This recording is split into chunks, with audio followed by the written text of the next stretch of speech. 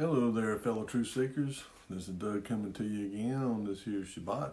I hope you folks have been blessed and have had a good week.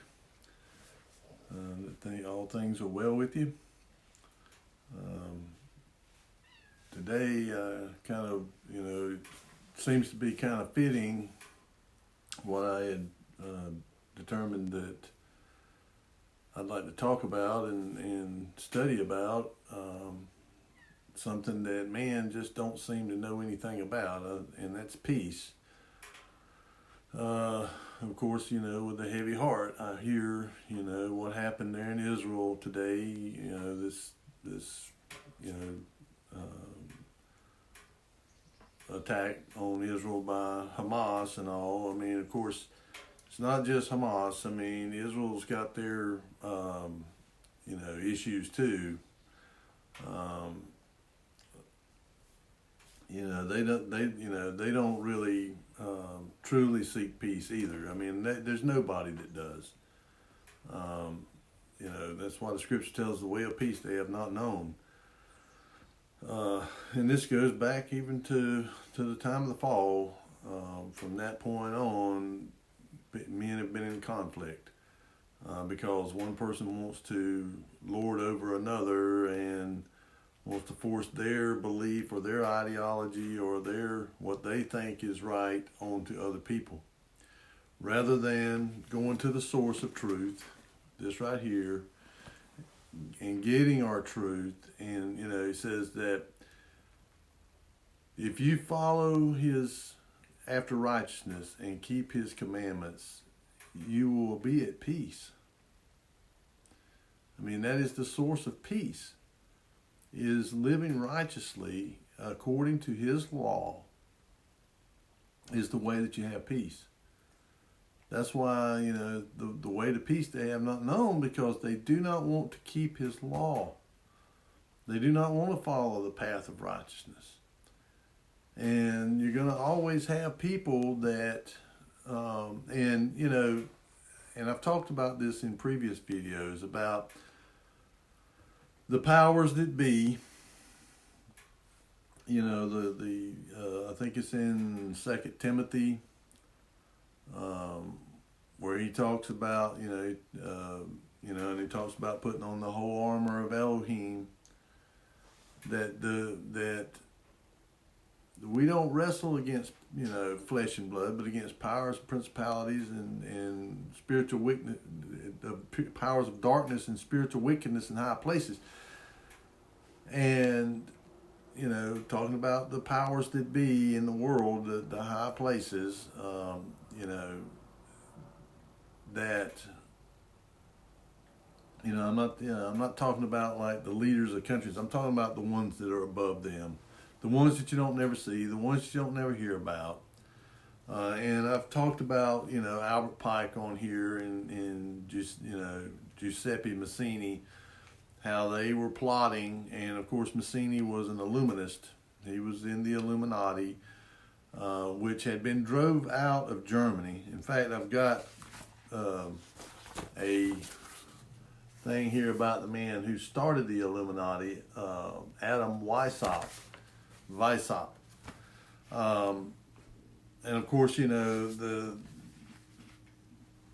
people will say, oh, he was not evil and bad and all, like they try to make him out. He was looking at trying to promote equity and freedom and all that stuff. But that's one side of it. The other side of it is that they were trying, to overthrow governments. Their objective was to what they call corrupt. But who is to determine who's corrupt? And of course, as time went on, they got ran out of Germany and went underground. And they broke up into little groups. And they set it up in a way to where these little small groups of people, they were spy groups. They would spy on and counter spy on governments and other, religious institutions and stuff like that, to so that they could see how to respond, and they answered to, these little small groups answered to a superior that they never knew. They answered them through correspondence or whatever. They never actually met them or seen them. But they also, Wysop was a Mason. He was a Freemason, and he was also a Jesuit. I mean, if you go to looking at the oath that the Jesuits take, it's pretty horrific at what they are sworn to do to anybody that they consider a heretic. And then the Freemasonry, with their degrees, to where the Illuminists were using it as a recruitment tool, and I've talked about that. You got what you call your porch masons. That's the people that just join because they want to be a part of a group of something. They just want to feel that they are a part of something. But they never really go beyond the first few degrees or whatever. But you have those who are zealots that want to go through every degree that they can go through and work their way up through the ranks. And of course, as they get, once they get to the 33rd degree, then it's absolutely revealed to them that they are worshiping, Lucifer. That's enlightenment. That's what Illuminati means. It basically means illuminous or enlightenment. And so these people, and of course I also printed out a thing here on the New World Order. Conspiracy theory, of course, is what they're going to put on there, that it's conspiracy theory. And it says, the conspiracy theory that hypothesizes a secretly emerging totalitarian world government. The common theme in conspiracy theories about a new world order is that a secretive power elite with a globalist agenda is conspiring to eventually achieve world domination and rule the world through an authoritarian one world government, which will replace sovereign nation states, and an all-encompassing propaganda whose ideology hails the establishment of the New World Order as the culmination of history's progress. Many influential historical and contemporary figures have therefore been alleged to be part of a cabal that operates through many front organizations to orchestrate significant political and financial events, ranging from causing systemic crises to pushing through controversial policies at both national and international levels as steps in an ongoing plot to achieve world domination. And well, if you listen to the people at the World Economic Forum, I mean, that's what it is. It's a gathering of the elite. They meet over there in Davos, Switzerland, and they have an agenda that is global dominance, and and to control every aspect of our life, control the currency. Well, I think it was Amsel Rothschild who said, "I care not who runs the government so long as I control the currency, so long as I control the money." They don't care, and they have fomented all these wars. The bankers, the global banking cabal, or the global banking system. The global banking system is the federal or the reserve system, the central bank system, that is again controlled through the International Bank of Settlements over in Switzerland. You notice how all of this stuff is centered around, around Switzerland. And check this, think about this, how through all these world wars, and even other conflicts even before that, that Switzerland remained neutral. Now, how a little tiny country like that, how can they remain neutral when other little small countries had, whether they wanted to be neutral or not, got drug into these wars? Countries like Serbia and Bulgaria and Romania, Hungary, these little small countries, There was some of them didn't want nothing to do with it, but yet they got drug into it anyway. But yet, Switzerland, how is it that they didn't? Because these people, and I'm not saying all the people in Switzerland, but I'm saying it is a center of power of the fallen ones, that they are working through there, and and these powers that over countries that they give money to. I mean, they usually finance both sides of these conflicts. I mean, for example, the conflict that was between England and France for so long. What was it, the 100-Year War or something like that? They financed it. They were financing both sides of it. World War II, same thing. They were financing both sides of the conflict.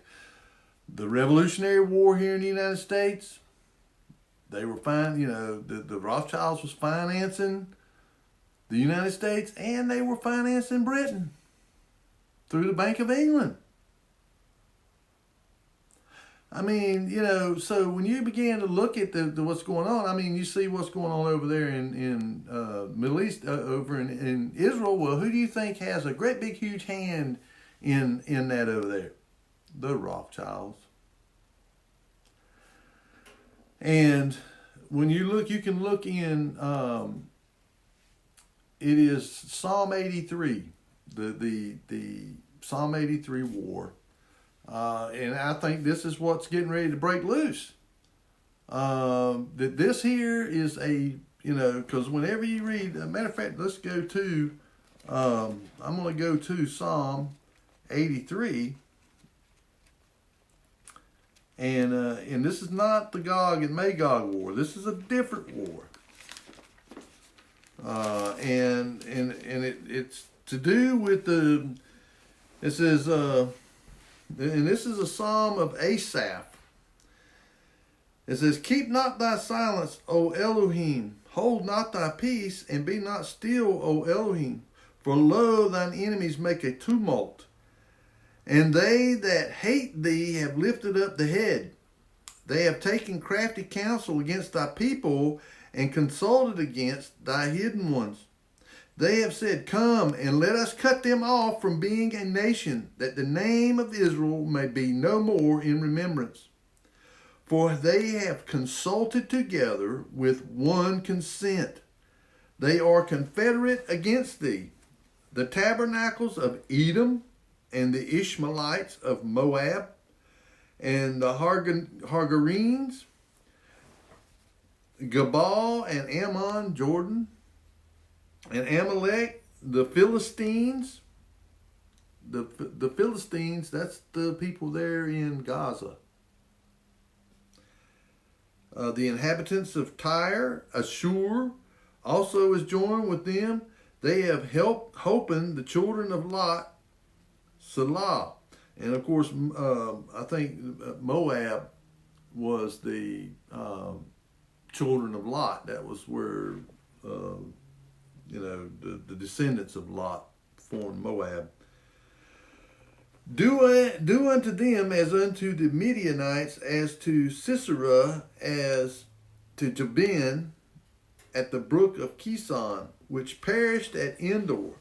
They became as dung for the earth, make their nobles like Oreb and like Zeebiah, all their princes as Zebah and as Zalmunna, who said, Let us take to ourselves the houses of Elohim in possession. O my Elohim, make them like a wheel, as the stubble before the wind, as the fire burneth a wood, and as the flame sitteth the mountains of fire, so persecute them with thy tempest, and make them afraid with thy storm. Fill their faces with shame, that they may seek thy name, O Yahuwah. Let them be confounded and troubled forever. Yea, let them be put to shame and perish, that men may know that thou, whose name alone is Yahuwah, art the most high over all the earth. So they conspiring over there. All of these, and of course the Ishmaelites are the Arabs. That's why, and the people of Edom, that was the descendants of Esau. So you have, all of them conspiring together to, come against Israel.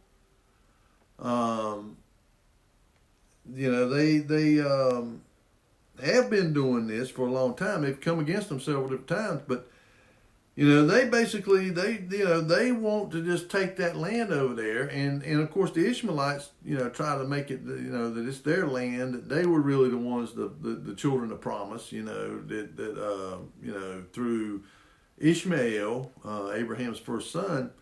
So they say they have claim to it, and of course the promise that he made to Abraham and to Isaac and Jacob. And if you look, he made promises to all of them. He met with them and he made promises to them. And he's, he intends on keeping them. But it's because of that they've had this enmity between them for all these years. I mean, going all the way back to Abraham. I mean, they to Ishmael and all. There's been this big enmity between them, and even going on back, technically going all the way back to the seed war in Genesis 3:15. But you can see from that's what appears to be going on here, and we're finding out, and I talked about this in my last video. We're finding out that a lot of these weapons and stuff that was supposed to be going over there to Ukraine, they've been selling them on the black market, and they're winding up all over the place. Well, it wouldn't surprise me if a lot of these weapons that have wound up there in Gaza didn't come from Ukraine. And, I'm not saying those people don't have a right to live in peace, but you can't, you don't, it's the old, the scripture that says you don't overcome evil with evil. And of course, we know that from Scripture it says that the whole world is going to be gathered over there against Israel. And what's going to happen is that that this here is going to lead to basically probably Israel's going to be fighting all of these people, and they're going to defeat them. And in fact, probably expand their territory. But because I think in Joel it talks about it too, about this same conflict. But the reason I'm bringing it up is that this is probably what's getting this, Psalm 83 conflict is probably getting ready to break out. And, because these people were calling in the United Nations, every thing that they do in there is designed against Israel. And of course we know that it talks about how that all the nations of the world, that Israel will become a weight, like a stone weight on the people of the world, and a cup of trembling, on the whole world. And it, the Father has a purpose in it. I mean, it is to bring people there to that. He's going to bring all these people there, and he's going to try to reason with them. And it's going to be through fire and sword. Is the way he's going to reason with them, because they don't understand anything else. These people, I mean, look at like they're in what's going on over there in Ukraine. They, you keep hearing the rhetoric of the, the European Union and the people in Congress up here and all talking about, we're going to, we're with you to the very end, we're going to be with you to the very end. And the fact of the matter is, and then you hear people like Lindsey Graham say, it's the best money we've ever spent, we're gonna fight to the last Ukrainian. Well, that's all well and good, for these people to say this when it ain't their sons and daughters that are over there dying. And it's also funny, these people that are always advocating for war, they don't ever send their kids over there to fight in it. I mean, the war pigs. I mean, I'm not trying to push, the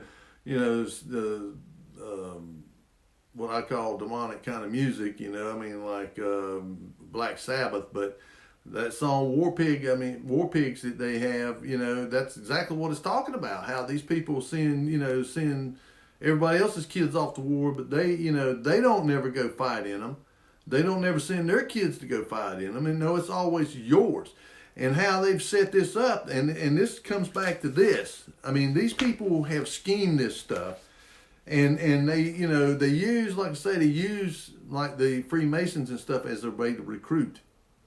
And because, think about it, you can ask a person a battery of questions, and you can kind of get an idea of how this person thinks, and what their kind of thinking is about different subjects.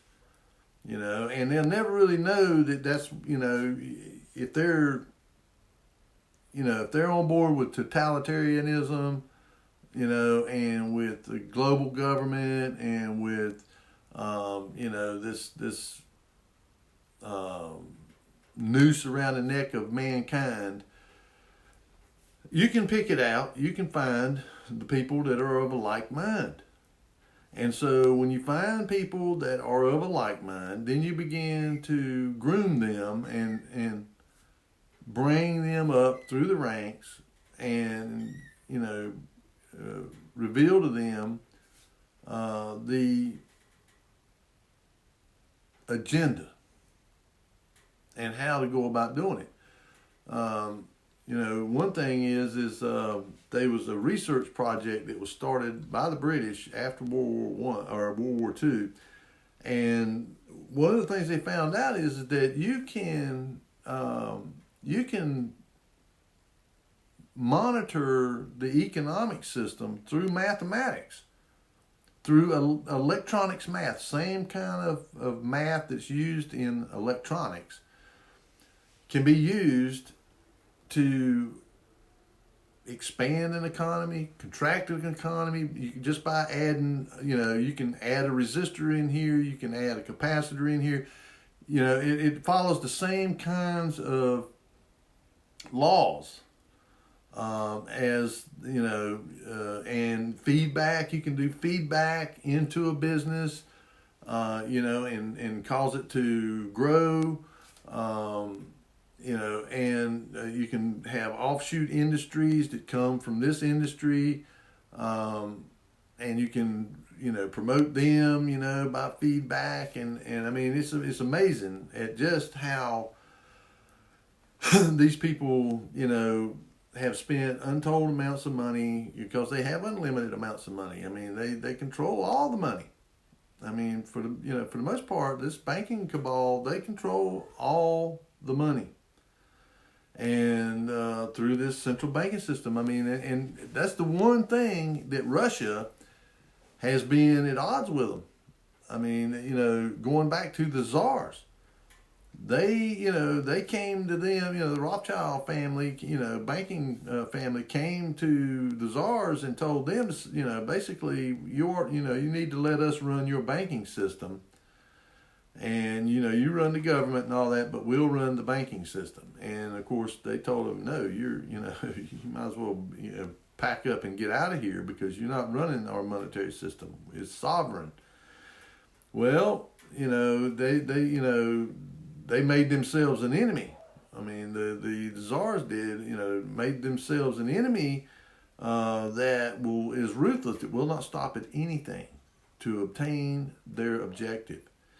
And so they began, plotting the overthrow of the czars and, the Bolshevik Revolution. That's what that was all about.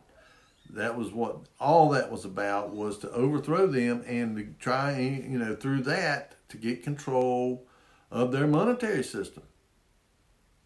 And not only that, but to produce this, again, this dialectic, making people believe oh, this is evil, this is good, and we're fighting against each other.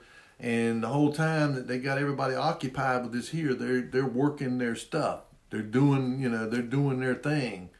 They're developing technologies. They're implementing programs, and people, are easily led, and they call us jellyfish, us just regular regular people. That's the term for us is, we're just spineless jellyfish, because we're not, most people are not ruthless, that will do anything at all costs to get what they want. So those people that are willing to do that, they look at us as being weak.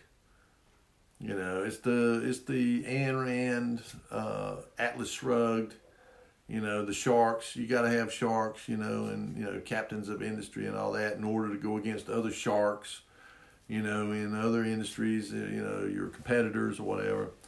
But it really, that's their way of thinking. That anybody that is not willing to do whatever it takes to get ahead, survival of the fittest, dog eat dog kind of thing, then you're weak. You're a jellyfish, and you don't, you deserve to be used. You deserve to be worked to death. You deserve to be, and that's just the way they look at us. From, your Bill Gates, Ted Turner, Warren Buffett's, the Jeff Bezos.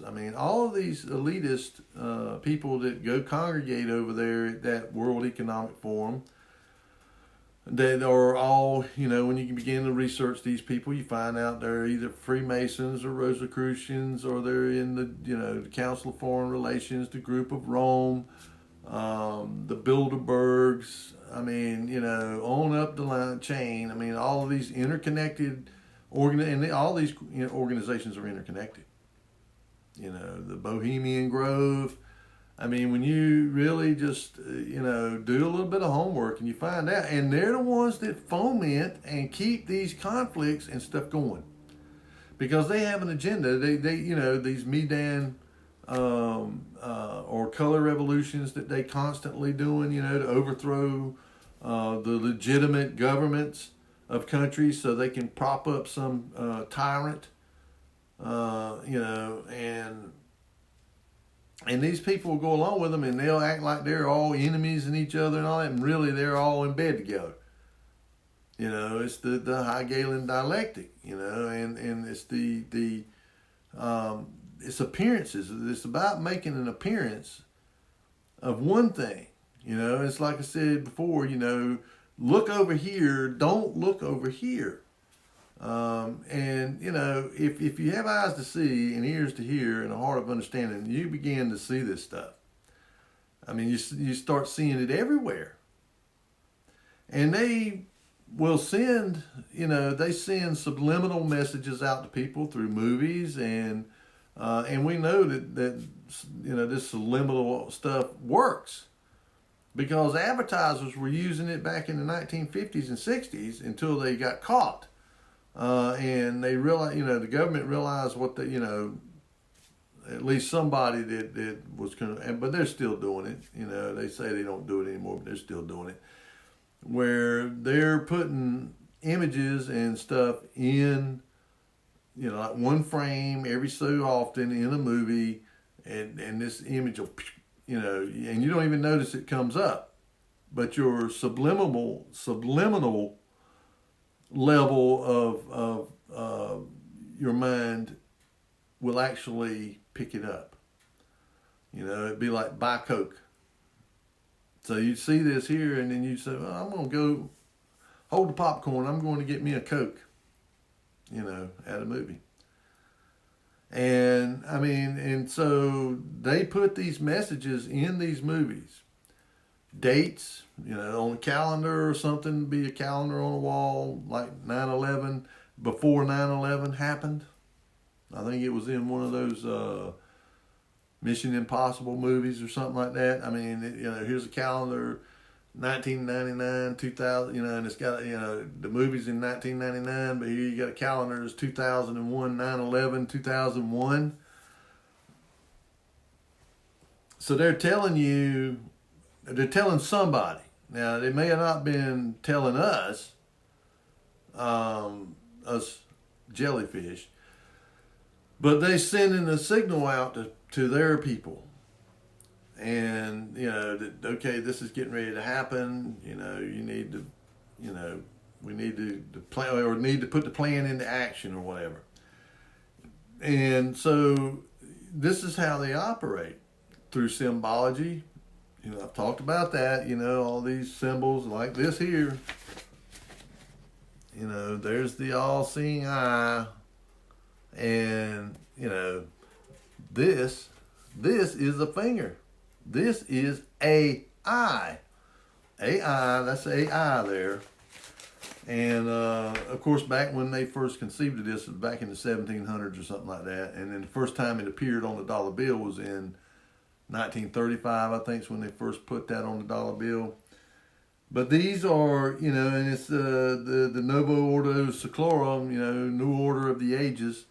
And these, you hear people like George Bush, the George Bush Sr. or whatever. He was, talking about a new world order, 1,000 points of light and all that stuff. And you got people now that are promoting this, the 7 rays of light, and like General Flynn, people like that, going into churches and saying these. And these people going right there, he's telling them, repeat after me, say this, this prayer or whatever, and it's a ritual, and they're all saying it. They just going right along with it, saying it. They're not questioning it. They're not, seeing this for what it really is. This is, Satanism, is what it is, or Luciferianism. And so, their idea is, I've said this before, that the fallen ones, their agenda is to destroy us. That's their only agenda, because they understand, their time is short, and they don't, they're going to be tossed into outer darkness for eternity. Because they're immortal beings, they can't die, so they're going to be, they know what their fate is, and they, and it just makes them, fills them with hatred and wrath toward us, because of his mercy toward us, because of the Father's mercy towards us, and the fact that he wants us to know what true peace is and to have true peace.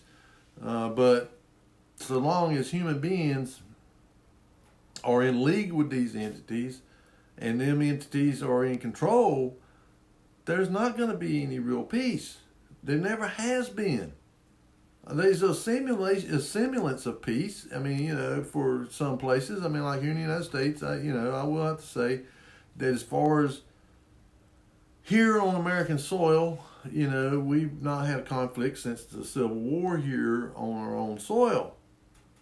But as far as, us being the purveyors of peace, I would say that's as far from the truth as you can get, because it seems like that we have been in some kind of a conflict one way or another ever since this country was founded. And a lot of that is it is trying to assert dominance over other people.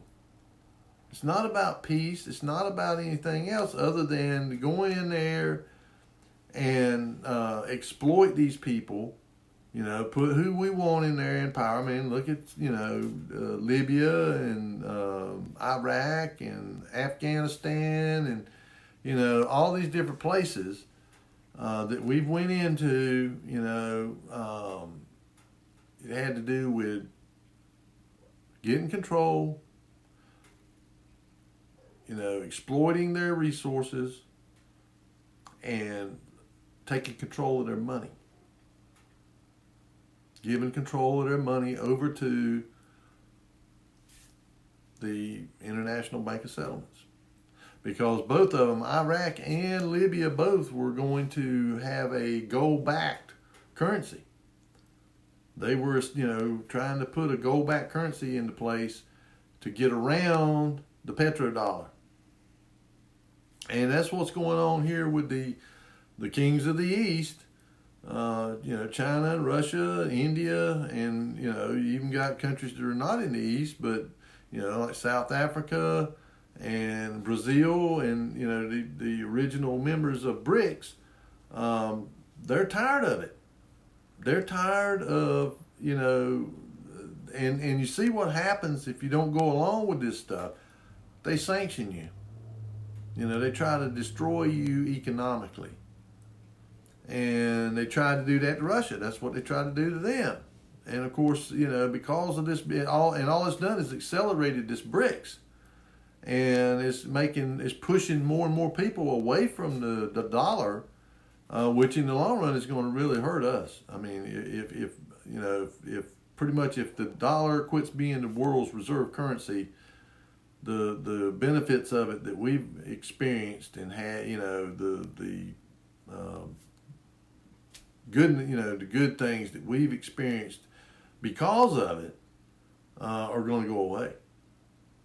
I mean, it's, and if you start having tens of trillions of dollars coming back here from other countries that have been holding it in reserve, it's going to cause the dollar to collapse. It's going to be virtually worthless. And so you can see that this is all by the design of these people, and what they've been doing. These this International Bank of Settlements and that bunch, them central banks, they've been buying gold and silver all over the world, but they try to keep it under the radar. But they've been buying up gold and silver. They've been doing it. They've been taking this worthless paper money, this fiat money, and using it to buy up real stuff. Buying up companies, buying up land, buying up residences, buying up any, gold, silver, natural resources, anything that actually has real value, that's tangible, with something that is worthless, that is fake. And of course, this kind of stuff is what's fomenting all of this trouble. Is us in the European Union, the collective West, been exploiting other countries, excuse me, exploiting these other countries and trying to put in people that we want there, so like over there in in Ukraine, that Maidan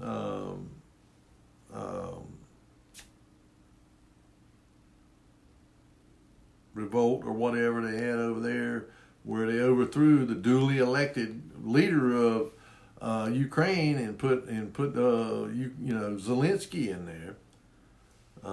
This is how they operate. They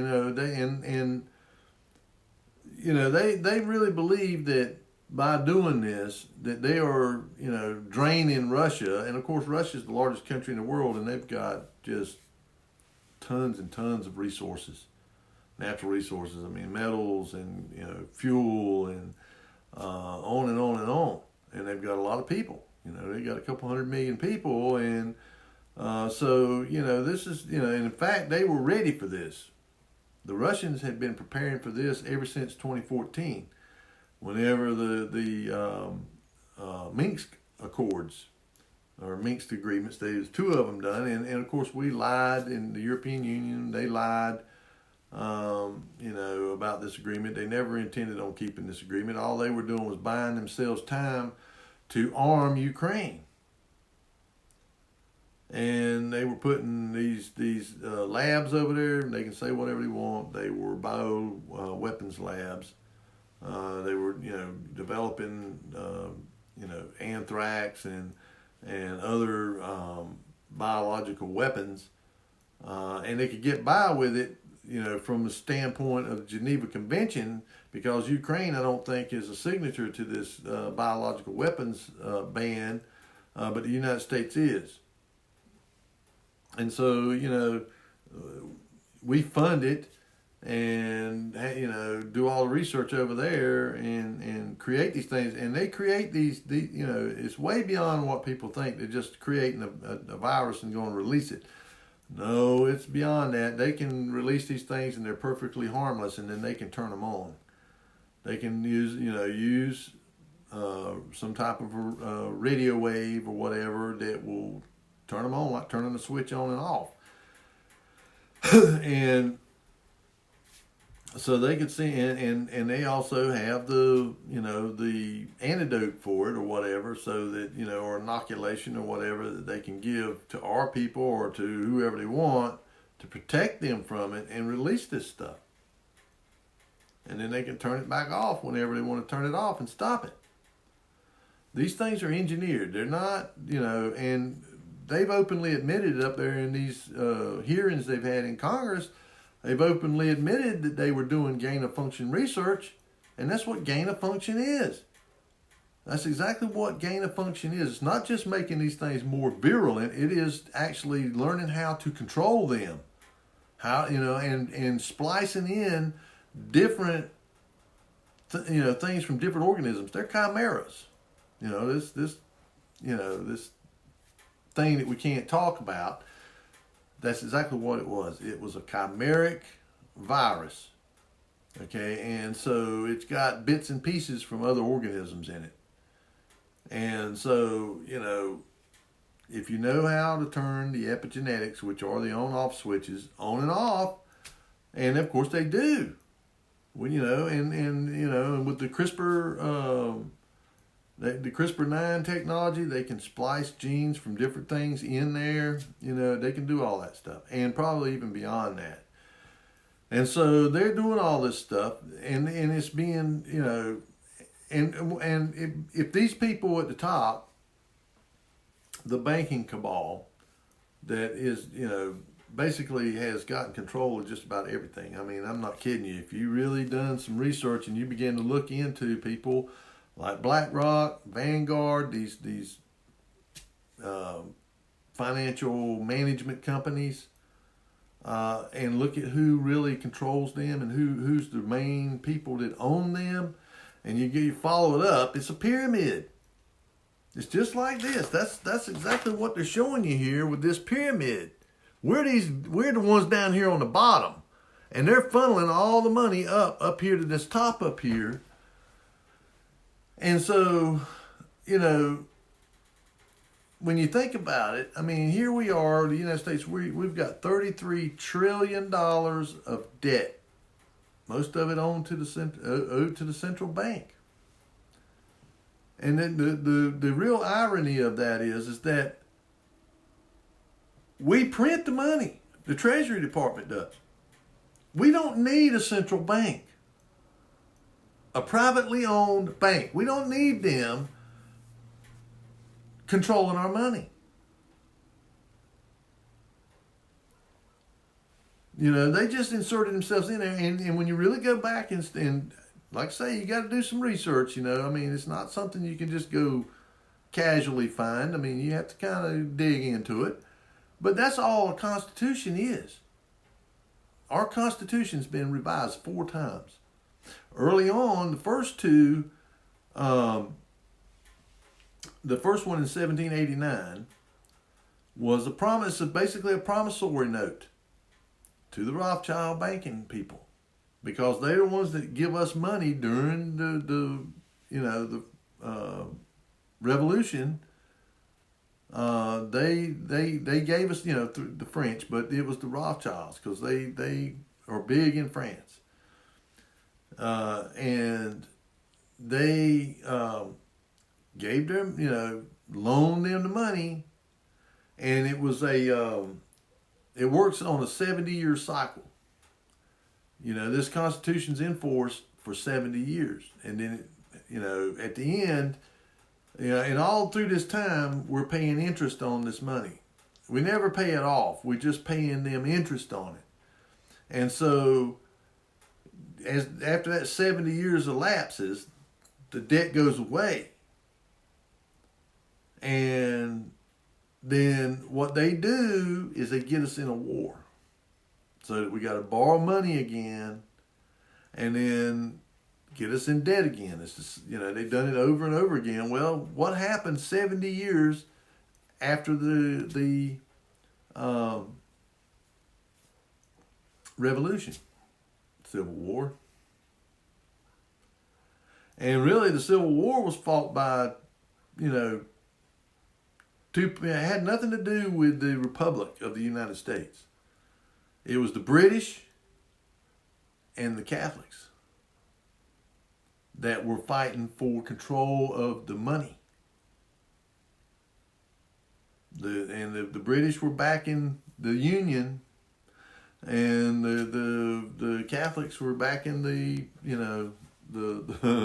South, the Confederacy, and they were paying for all of it. But the government, again, because again, if you go back and look, and this is stuff that you can find out. The British are under contract to the United States.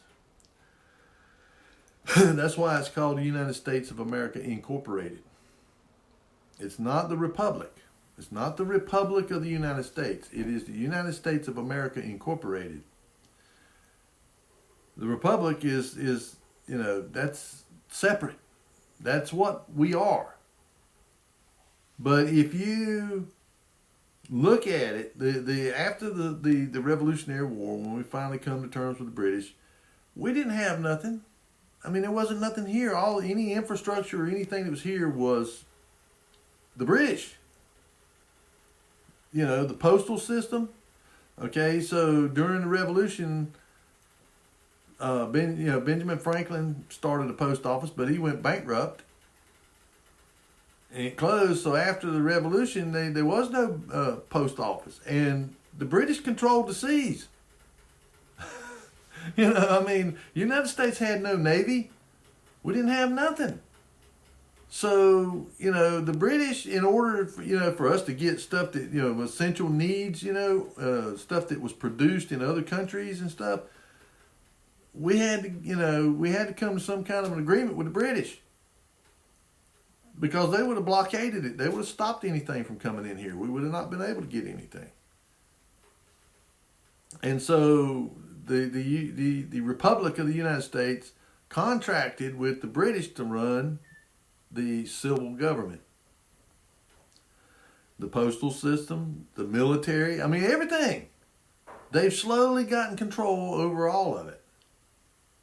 And at any time, the Republic, the people, if they really understood this, they could say, "This is done. We're not under contract. We're not renewing any of these contracts with you anymore." But it's the same thing with these constitutions. The first two constitutions, the debt that was entailed because of these conflicts and stuff, that was owed to this banking cartel, that money, it was the government that was responsible for it. The Republic of the United States or individual states that assumed responsibility for repayment of the money. But after that, when the next one come into play, which was in this was under the great President Franklin Roosevelt. The great President Franklin Roosevelt that basically introduced socialism into America. It renewed again at the end of that 70-year period from 1861, I think it was, from 1861 until 1931. And of course, what happened? The Great Depression. And that was done by these people, these people at the top. They dictate to the government what policies they're going to make.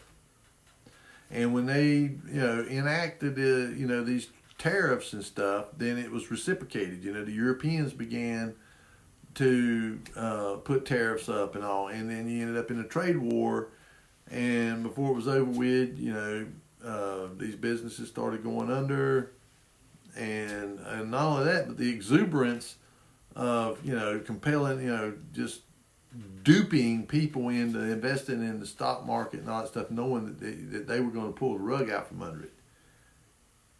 Because the banks controlled the money and these central banks. And of course, the central bank, as we know it today, was established in, I think, the charter or whatever was made in 1913. But before that, and that's why they assassinated Lincoln, not because of his position on the war and on slavery and stuff. They assassinated him because they were printing fiat money that had no backing, and they were trying to get rid of the greenback, which was printed by the Treasury of the United States and issued by them, and it was backed by gold. And so they were trying their best to get rid of it, and they tried it before that. They tried it with Andrew Jackson, the Second Bank of the United States. They were trying then. That's why they called him Old Hickory, because he'd bend but he wouldn't break. They tried to break him, and they tried to assassinate him. And but they did assassinate Lincoln, and they started issuing that fiat money. And they would, right after the Civil War, there was a coup basically in Washington where these people, these globalist people, illuminists or whatever, they got control, and they've had control ever since. And it's what we call the deep state, the shadow government. These are people that they're not the elected people; they're just people that are in positions of appointment. Or that are over departments and stuff like that, and they stay there, until they retire or die, and then they put somebody back else in there that's goes along with their program. I mean, that's what they've been doing all along, and the only way you're gonna, you'd ever be able to stop that is you'd have to get rid of all them people and put in there people that you knew, that were not in any way affiliated with that. But that's how all this has come about.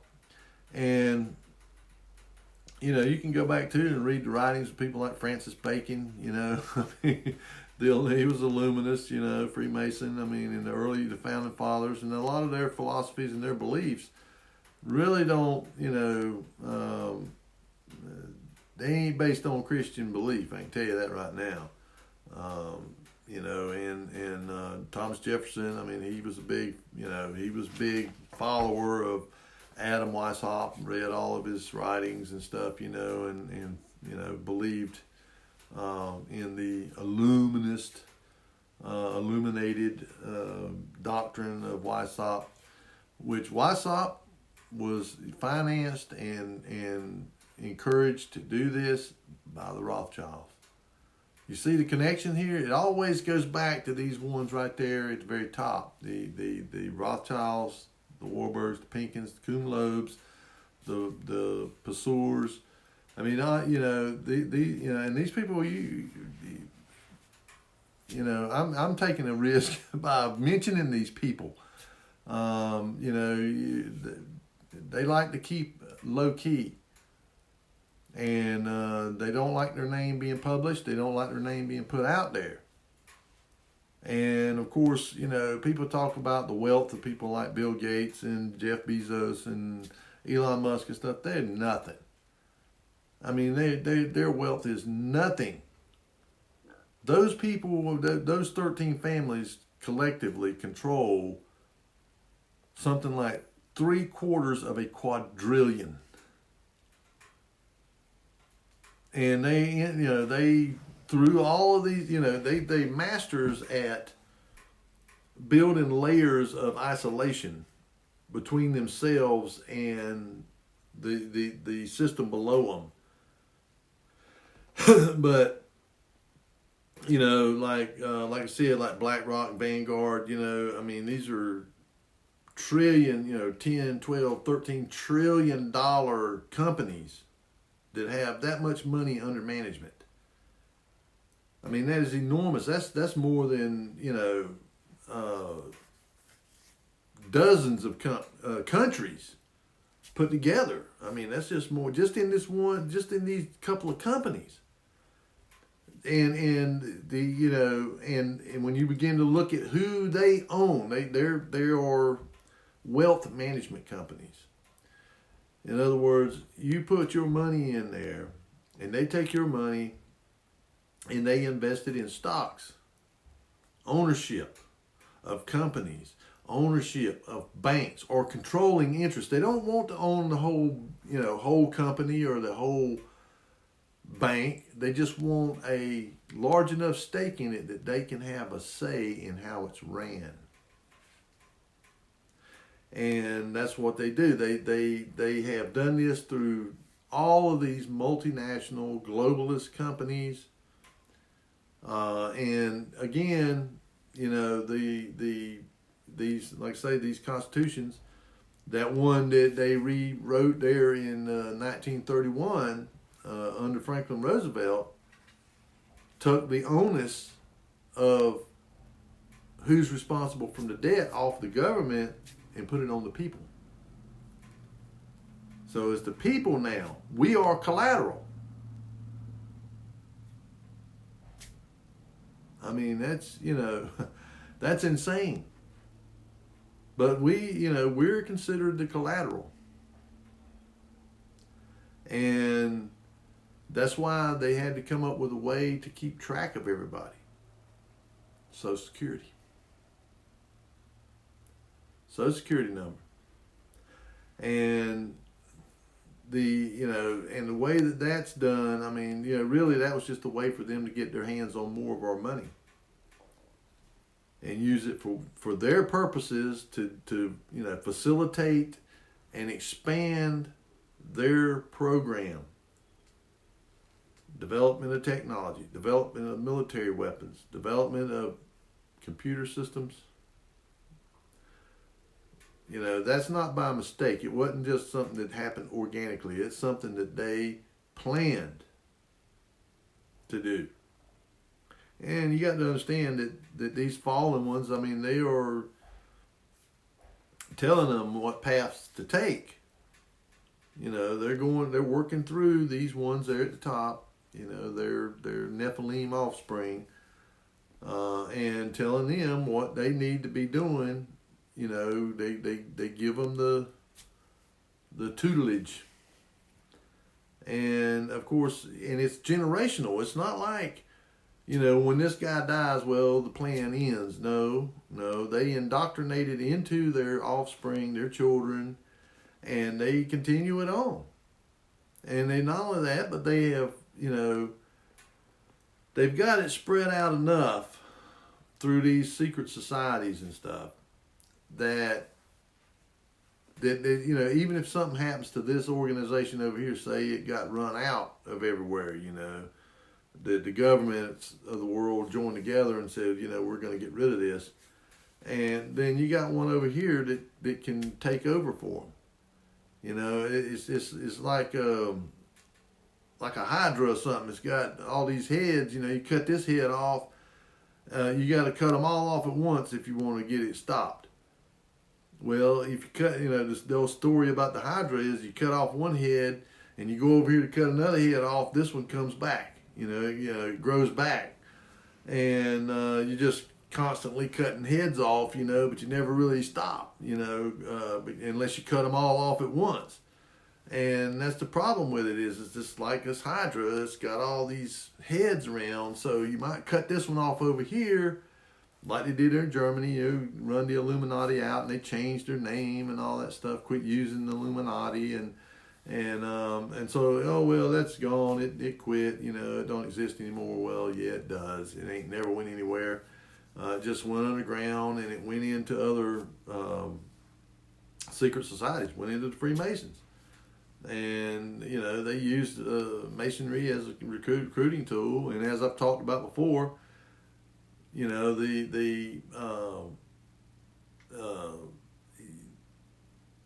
the Jesuits and Freemasonry and Rosicrucians, all of them, they all come out of Catholicism.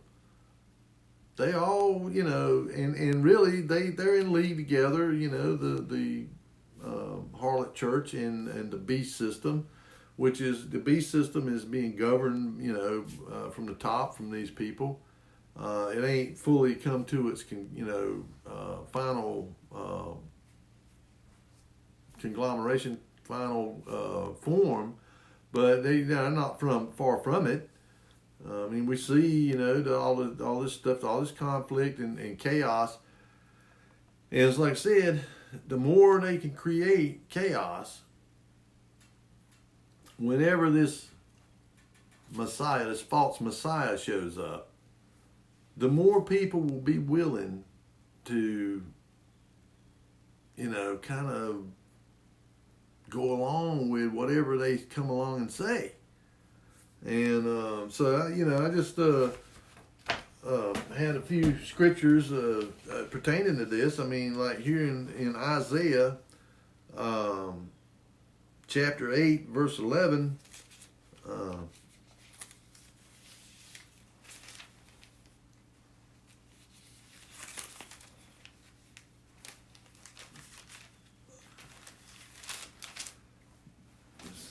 chapter 8, verse 11.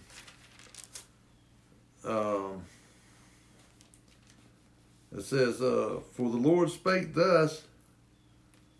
Let me see if we got that right now. Oh, this Jeremiah. I'm sorry. I'm looking in the wrong place here. Isaiah 58, or 59, I'm sorry, 59, verse 8. The way of peace they know not, and there is no judgment in their goings. They have made them crooked paths. Whosoever goeth therein shall not know peace. And that's what they've done, is they've made sure that they keep people walking down the wrong path. The path that leads to peace is righteousness. The path of righteousness leads to peace. That's just the way it is. And they don't know that. They of course, them ones there at the top, there's no way they can know righteousness. I mean, because they're the spawn of fallen beings. They're the offspring of these fallen beings, and they're doing their will. I mean, and their hatred for mankind is just as great as the fallen one's hatred for mankind. And it says, their feet run to evil, and they make haste to shed innocent blood. Their thoughts are thoughts of iniquity, wasting, and destruction are in their paths. I mean, that's exactly what these people are doing. That's their feet run to evil. And, they make they're walking a crooked path, and their thoughts of iniquity, wasting, and destruction are in their paths. Everything they touch is about destroying, so that they can, in this chaos, of course they tell you, well, out of chaos, order, we can bring order to the world and peace and prosperity and all that stuff. But, what people are going to find out, that is not what they have in mind at all. They really have in mind our destruction. And of course, they do all this stuff just to, because once they get to that point where this man of lawlessness, this one that, he comes in peace. But he's not a true man of peace. He's a man that's out to destroy us. Like here in Jeremiah chapter, Jeremiah chapter 6 and verse 14. They have healed also the hurt of thy daughter of my people slightly, saying peace, peace, when there is no peace. See, that's the talking about his daughter, talking about Israel.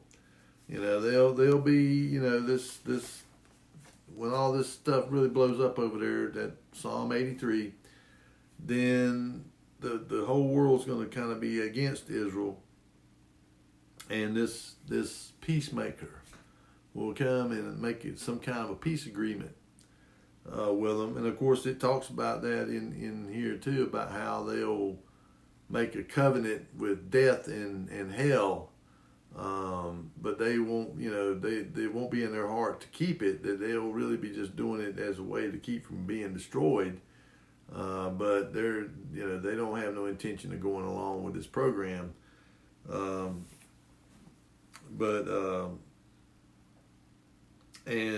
Let's see.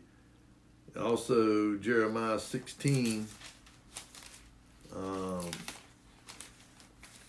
5 through 21. For thus saith Yahuwah, enter not into the house of mourning, neither go to lament, nor bemoan them, for I have taken away my peace from this people, saith Yahuwah, even loving kindness and mercies.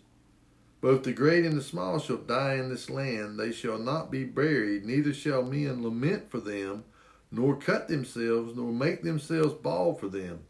Neither shall men tear themselves for them in mourning, to comfort them for the dead. Neither shall men give them the cup of consolation to drink for their father or for their mother.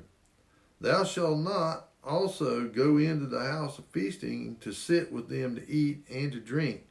For thus saith Yahuwah of hosts, the Elohim of Israel, behold, I will cause to cease out of this place in your eyes and in your days the voice of mirth and the voice of gladness, the voice of the bridegroom and the voice of the bride. And it shall come to pass, when thou shalt show this people all these words, and they shall say unto thee, wherefore hath Yahuwah pronounced all this great evil against us? Or what is our iniquity? Or what is our sin that we have committed against Yahuwah or Elohim? Then shalt thou say unto them, because your fathers have forsaken me, saith Yahuwah, and have walked after other gods, and have served them, and have worshipped them, and have forsaken me, and have not kept my law. And ye have done worse than your fathers. For behold, you walk every one after the imagination of his evil heart, that they may not hearken unto me. Therefore will I cast you out of this land into a land that ye know not, neither ye nor your fathers, and there shall ye serve other gods day and night, where I will not show you favor. Therefore, behold, the days come, saith Yahuwah, that it shall no more be said that Yahuwah liveth, that brought up the children of Israel out of the land of Egypt, but that Yahuwah liveth, that brought up the children of Israel from the land of the north and from all the lands whither he had driven them, and I will bring them again into their land that I gave unto their fathers. Behold, I will send for many fishers, saith Yahuwah, and they shall fish them. And after will I send for many hunters, and they shall hunt them, from every mountain, from every hill, and out of the holes of the rocks. For mine eyes are upon all their ways. They are not hid from my face, neither is their iniquity hid from mine eyes.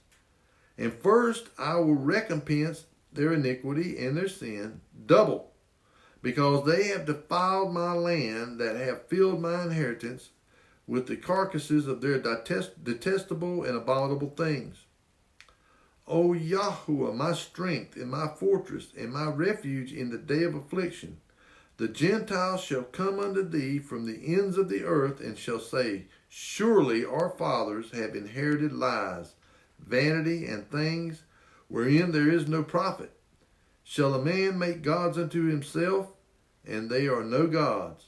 Therefore, behold, I will this once cause them to know. I will cause them to know mine hand and my might, and they shall know that my name is Yahuwah. And then, now this is again one of them twofold kind of things. because this is in the time of Jeremiah, and this is when, you know, Israel is really kind of, they've done what the house of Israel done, but only worse. Judah is just, you know, they've really gone deep into idolatry. And so, you know, they're being told this is what's going to happen. And he's saying, you know, I'm going to let all this stuff befall you double measure, because, you know, you've not only worshiped these idols, but you've profaned and you've defiled my land. And so the beginning process that was the, you know, and he's saying here, he will bring his people back, you know, because listen to what it says. It says, the Lord liveth that brought up the children of Israel out of the land of Egypt. And he says they'll say that I am the one, you know, now they'll say I'm the, you know, the Lord that liveth, that bringeth them out of the north and from the far reaches of the earth where they've been scattered out. And that's partially happened with the tribe of Judah, the Benjamites, and the portion of the Levites that are in the land over there now. But the house of Israel is yet to be brought back into the land. That will happen, but that's going to happen, you know, closer to the time of the return of the Messiah. Because, you know, and they went into captivity back then, and they're going to, you know, it talks about how half of Jerusalem, half of Israel will go into captivity, and the other half will escape, but barely. You know, and we read some of the scriptures where it says, don't think about, you know, when this stuff start happening, you don't go back down to your house, you know, to grab a coat or, you know, grab some money or whatever. You flee to the hills. Well, that's kind of what it's talking about. You know, it's talking about when that, you know, this coming time when it's going to get really, you know, when they're going to be all these, their enemies are all going to be coming after them. And all them countries is going to be gathered over there, surrounding them. And, you know, initially it's the king of the north that comes down there against the king of the south, because the king of the south is coming against Israel. And they made this agreement, this pact. And but then whenever the kings of the north, it says they come like a whirlwind down there and they take control of Israel. And of course this is when you get towards the middle half of the tribulation, and he sets himself up to be a god or whatever over there. And then he hears troubling news coming out of the east, and that's when the kings of the east begin to march over there too. All nations are going to be gathered over there. And it's for the time when the Messiah comes to try and reason with them with the sword and with the fire. And of course he ends up having to destroy a bunch of them. I mean, because they just ain't going to listen to reason. Because they are, you know, they've given their minds over to possession, demonic possession and satanic possession. And I would encourage you to read Ezekiel chapter 7, the whole chapter. It goes into details about this too, you know, and about the return of the people into the land and all that. And then you got Daniel 8, 23 and 25.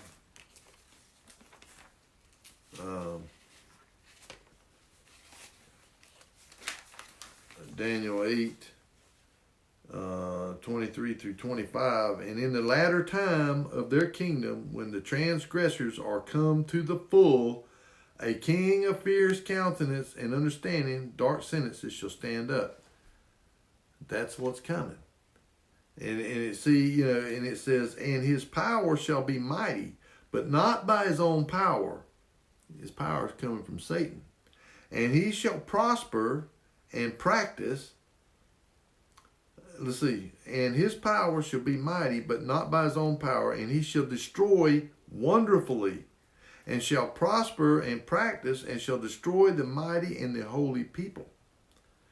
And through his policy also he shall cause craft to prosper in his hand, and he shall magnify himself in his heart, and by peace shall destroy many. He shall also stand up against the prince of princes, but he shall be broken without hand. And so, the Prince of Princes, of course, is the Messiah.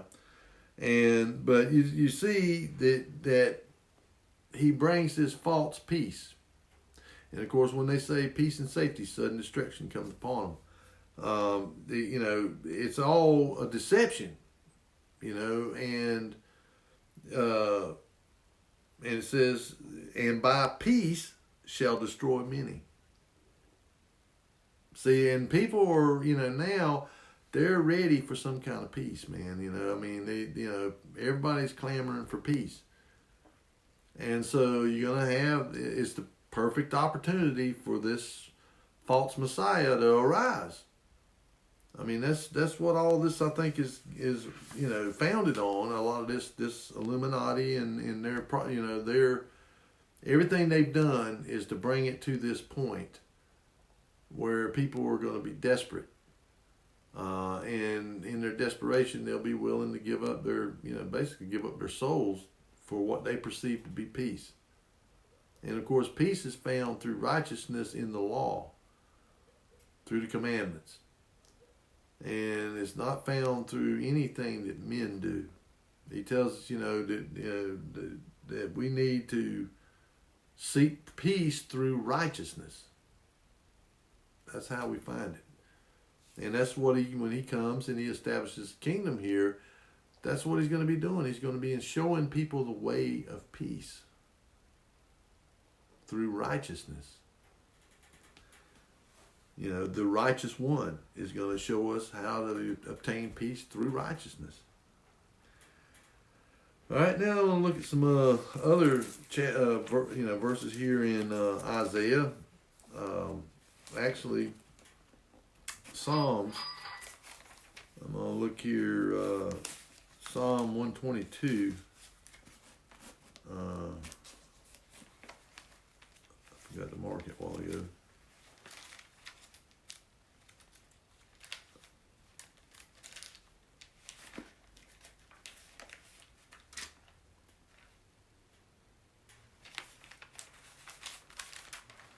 Psalm 122. Let's see.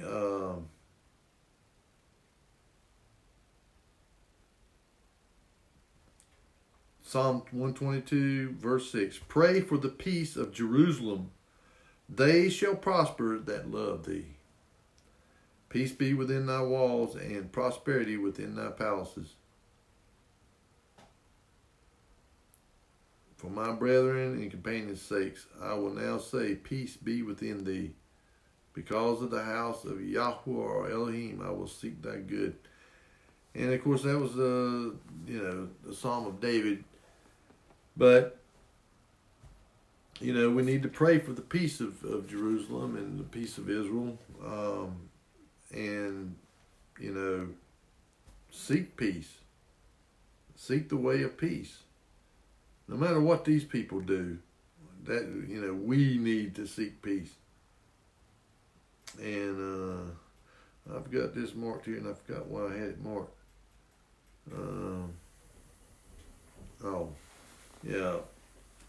Isaiah chapter 2, verse 4. And he shall judge among the nations, and shall rebuke many people, and they shall beat their swords into plowshares, and their spears into pruning hooks. Nation shall not lift up sword against nation, neither shall they learn war anymore. That's when the true Prince of Peace comes. And he brings true peace. But he has to put down the rebellion. And in order to establish a true and lasting peace. And that's what he's coming back to do. He's coming back to put down the rebellion once and for all, and to establish a lasting peace. It says, neither shall they learn war anymore. Be no more war. Let's see. Now I'm looking at Isaiah 9, chapter 6, or chapter 9, verse 6. For unto us a child is born, unto us a son is given, and the government shall be upon his shoulder, and his name shall be called Wonderful, Counselor, the Mighty Elohim, the Everlasting Father, the Prince of Peace. And he will be, that's what will be his titles whenever he comes. And then I got Isaiah chapter 12. I think that's verse 5. Yep, chapter 12, verse 5 through 6. Sing unto Yahushua, for he hath done the excellent things. This is known in all the earth. Cry out and shout, thou inhabitant of Zion, for great is the Holy One of Israel in the midst of thee. Because he's going to come back there. In fact, let me read the whole chapter here. And in that day thou shalt say, O Yahuwah, I will praise thee. Though thou wast angry with me, thine anger is turned away, and thou comfortest me. Behold, Elohim is my salvation. I will trust and not be afraid. For Yahuwah is my strength and my song. He also is become my salvation. Therefore with joy shall ye draw water out of the wells of salvation. And in that day shall ye say, praise Yahuwah. Call upon his name, declare his doings among the people. Make mention that his name is exalted. Sing unto Yahuwah, for he hath done excellent things. This is known in all the earth. Cry out and shout, thou inhabitant of Zion, for great is the Holy One of Israel in the midst of thee. Because he will be in Zion and in the midst of us, and will be, the whole world will be, once the rebellion is put down and once people understand what's truly going on, they'll all be rejoicing and they'll all be wanting to come up to Jerusalem to see the Messiah and to hear the truth, the way of peace. This is Isaiah chapter 26, verse 3. Thou wilt keep him in perfect peace whose mind is stayed on thee, because he trusteth in thee. And if we trust in him, trust ye in Yahuwah forever, for in Yahuwah is everlasting strength. For in Yahuwah is everlasting strength.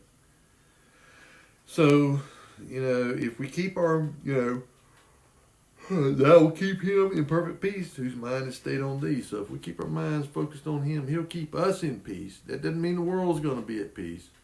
But we need to be purveyors of peace. And we do that through living righteously. If we live righteously and we exhibit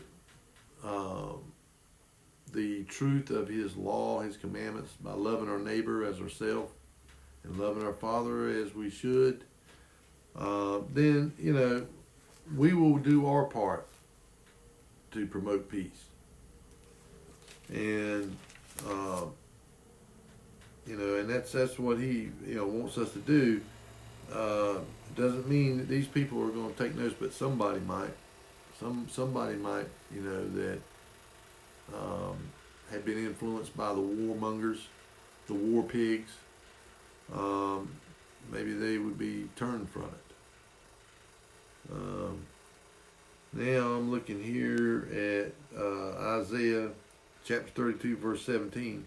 And the work of righteousness shall be peace, and the effect of righteousness, quietness, and assurance forever. You see, us living righteously and keeping the commandments of Elohim will ensure us of a life, in the future of quietness and assurance forever and true peace. And I look forward to it. To the day when you don't get up and turn on the news and you hear somebody getting bombed or somebody getting, in a war or conflict, or somebody being assassinated, or, just the misery and stuff that you hear nonstop. I look forward to a day when that will be put an end to, and we can truly live in peace and happiness and health and prosper. And it ain't going up there and sitting on a cloud playing a harp. Eternal retirement. No, we're going to have tasks to do. We're going to have a job. We're going to have, things that we do, and we're going to enjoy doing it because we're going to be transformed and all that kind of stuff. We're going to actually, be in a renewed, rejuvenated body, and we're going to just have, a renewed mind, and we're going to, our desire is going to be whatever our Messiah has in store for us. And so, now I'm going to look here at Isaiah 53:5. But he was wounded for our transgressions. He was bruised for our iniquities. The chastisement of our peace was upon him, and with his stripes we were healed. Now, of course, most people are familiar with that verse, but he took on our chastisement, so that, and I got somebody that keeps trying to call in, but I wish they'd leave me alone long enough for me to get this done here. Now I'll look at Isaiah 66. Verse 12, for thus saith Yahushua, behold, I will extend peace to her like a river, and the glory of the Gentiles like a flowing stream. Then shall ye suck, ye shall be borne upon her sides, and be dandled upon her knees. As one whom his mother comforteth, so will I comfort you, and ye shall be comforted in Jerusalem. And when ye see this, your heart shall rejoice, and your bones shall flourish like an herb. And the hand of Yahuwah shall be known toward his servants, and his indignation toward his enemies. For behold, Yahuwah will come with fire, and with his chariots like a whirlwind, to render his anger with fury, and his rebuke with flames of fire. For by fire and by the sword will Yahuwah plead with all flesh, and the slain of Yahuwah shall be many. He's going to come and plead with people, to turn from their wickedness, to repent from their idolatry and worshiping the beast and all that stuff. But he's going to slay a lot of them because they're going to come at him. And he's going to put them down. And then he talks about how, people will come. It says, and they shall go forth, and it says, and it shall come to pass that from one new moon to another, and from one Sabbath to another, shall all flesh come to worship before me, saith Yahuwah. And they shall go forth and look upon the carcasses of the men that have transgressed against me, for their worm shall not die, neither shall their fire be quenched, and they shall be an abhorring unto all flesh. In other words, it's going to be a monument of carcasses of those that were in rebellion and in transgression against the law of Elohim. And they're going to be there as a memorial to remind people of what they were saved from and what the consequences of transgressing against him and his law is. All right, now I'm looking here in Jeremiah. Let's see.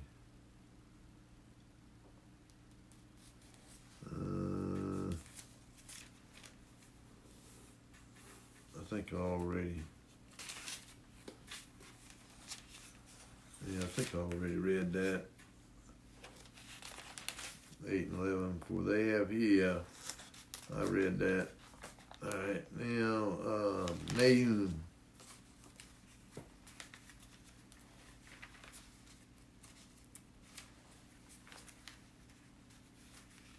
I'm pretty sure I read that too.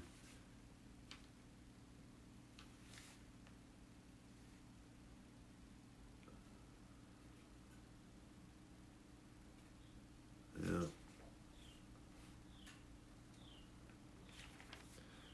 All right, now I've got a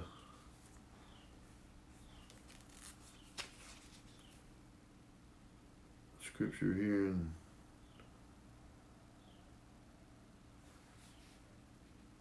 this is talking about here in these last days, and this is Ezekiel chapter 7. And I told you, I would suggest you read the whole chapter on that. I'm not going to read it, but you can read it, and it just talks about the things that they were doing, that they're doing now, and they think they're hiding and stuff, but they're not, and they're seeing, they know what's going on, and this is Nahum chapter 1 verse 15. Behold, upon the mountains the feet of him that bringeth the good tidings, that publisheth peace. O Judah, keep thy solemn feast, perform thy vows, for the wicked shall no more pass through thee, he is utterly cut off. And of course, that's when the Messiah comes and establishes his kingdom, because they're going to be cut off. And then this is in Revelations chapter 19, verses 11 through 21. And I saw heaven open, and behold, a white horse, and he that sat upon him was called Faithful and True, and in righteousness he doth judge and make war. His eyes were as a flame of fire, and on his head were many crowns, and he had a name written that no man knew but he himself. And he was clothed with a vesture dipped in blood, and his name is called the Word of Elohim. And the armies which were in heaven followed him upon white horses, clothed in fine linen, white and clean. And out of his mouth goeth a sharp sword, that with it he should smite the nations. And he shall rule them with a rod of iron, and he treadeth the winepress of the fierceness and wrath of Almighty Elohim. And he hath on his vesture and on his thigh a name written, King of Kings and Lord of Lords. And I saw an angel standing in the sun, and he cried with a loud voice, saying to all the fowls that fly in the midst of heaven, Come and gather yourselves together unto the supper of the great Elohim, that ye may eat the flesh of kings, and the flesh of captains, and the flesh of mighty men, and the flesh of horses, and of them that sit on them, and the flesh of all men, both free and bond, both small and great. And I saw the beast and the kings of the earth and their armies gathered together to make war against him that sat on the horse, and against his army. And the beast was taken, and with him the false prophet that wrought miracles before him, with which he deceived them that had received the mark of the beast, and them that worshipped his image. These both were cast alive into a lake of fire burning with brimstone. And the remnant were slain with the sword of him that sat upon the horse, which sword proceeded out of his mouth, and all the fowls were filled with their flesh. And it's just talking about when he comes, that's what he's going to do to them. And that's these warmongers, these ones that are fomenting all this trouble in the world, and keeping conflicts, been keeping them going and keeping them going and keeping them going. To try and get control over people, and of course the true Prince of Peace is going to come and put it down once and for all. And then they shall beat their, swords into plowshares and their spears into pruning hooks, and they shall learn more no more.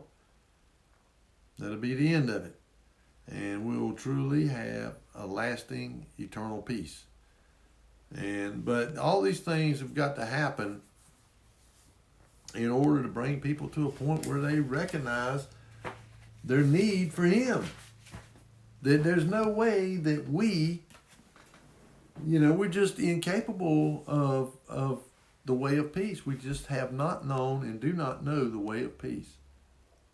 And so, He's allowing this stuff to go to this point to where it's just going to get to where we're going to destroy ourselves.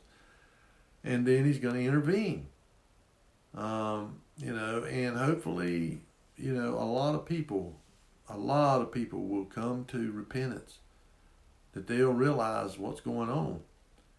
And, they'll turn from their warmongering ways and their hatred for one another, and truly start following the righteous path of righteousness that leads to peace. And these people, that are in league with Satan and his followers, and the fallen ones and the demonic, they're going to get what's coming to them.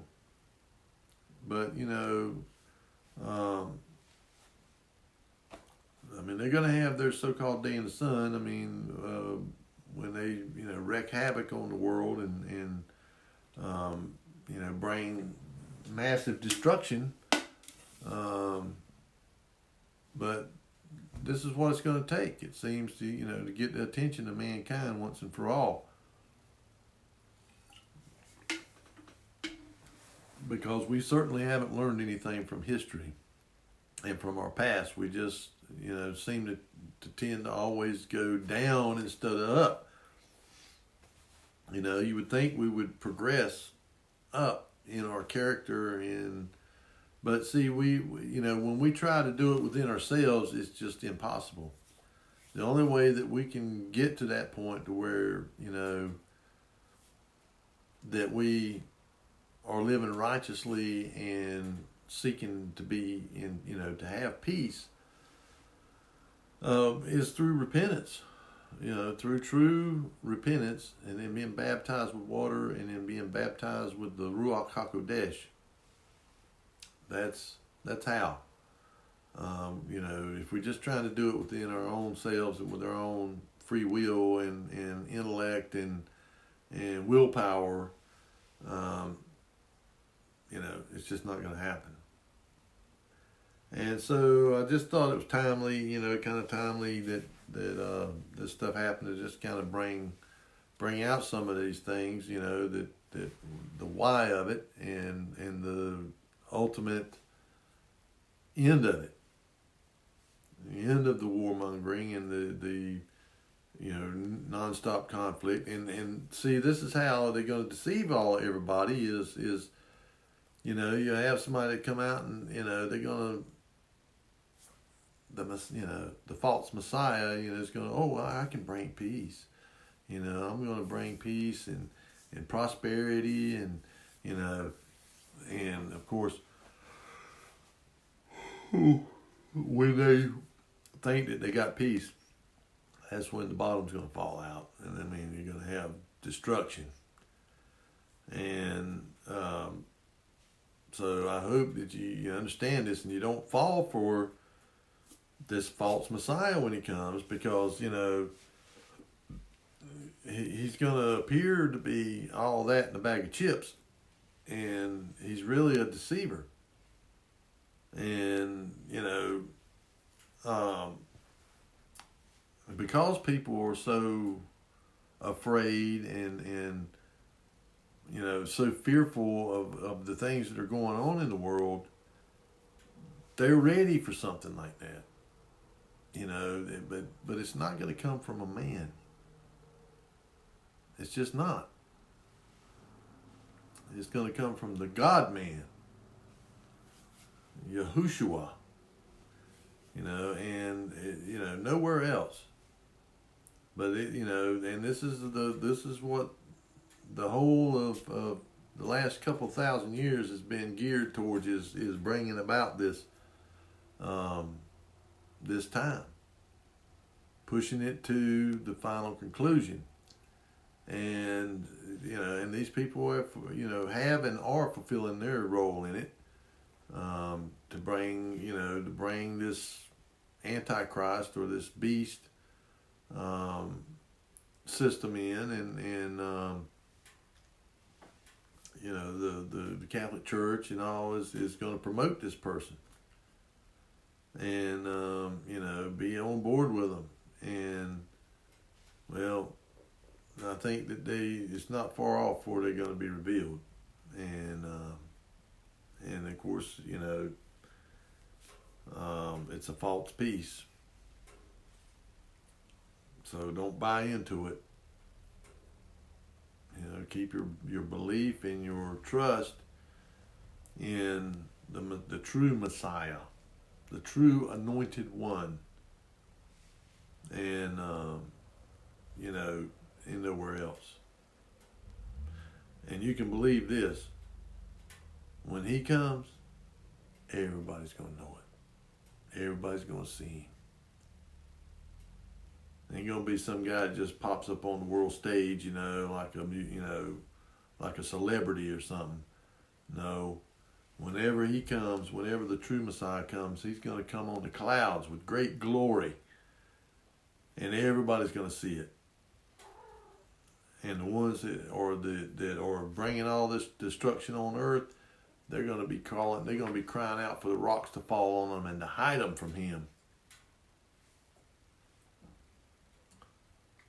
So, with that, something to think about. As usual, I'll put the scriptures in the description box so you can go read these scriptures for yourself. As I always say, be a good Berean. Do your own homework, study. 2 Timothy 2:15, study to make thyself a workman. Prove the workman. You need to check into these things for yourself. I mean, this stuff's still, some of it's still readily available. You can find, the stuff about these people that have been working behind the scenes for centuries to bring this about. And, and now they're kind of out in your face telling you what they intend on doing, like this World Economic Forum, Klaus Schwab and that bunch over there. They're telling you what they intend on. If they get their way. And so it's it is a big conspiracy. And I mean, bigger than anybody can imagine. And it's just took a long time for it all the pieces to be put into place. But they, like I said, it's generational. They don't care whether they accomplish their final goal in their lifetime. They, as long as they can keep it moving forward. And they'll take, 3 steps, forwards and 2 steps back, but they're still 1 step ahead. That's just the way they work. They don't care as long as they stay, making one, incremental step, even if they got to take a couple steps back. So with that in mind, I love you folks. I pray for you. I hope that you will all be blessed. And I'll see you again on the next Shabbat, if Yahuwah is willing.